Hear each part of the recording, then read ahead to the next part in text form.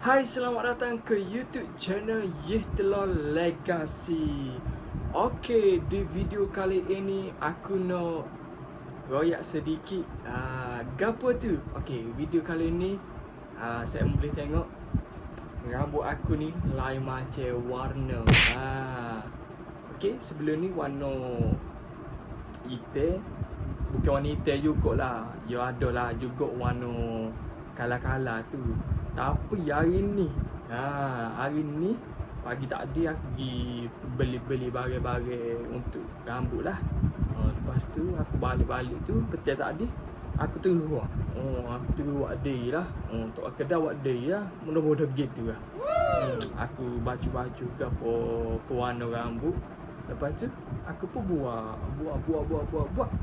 Lepas tu dalam pukul berapa aku basuh ni? Dalam pukul 2 lebih gitu kot. 2 pagi gitu lah. Aku baru basuh. Jadinya ginilah hasil yo. Kalau saya mau tahu warna apa aku buat sebenar, aku buat 3 warna, 3 lain lah orang kata.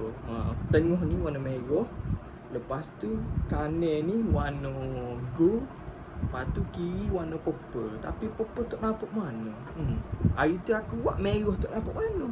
Tapi kali ni aku jumpa warna merah. Warna merah gini aku nak. Memang jadi, memang mantap. Kata baru nampak jahat rambut Yehtelor. Nama tu jahat dah Yehtelor tak? Tapi bijak pula ni. Aduh. Jadi gitulah.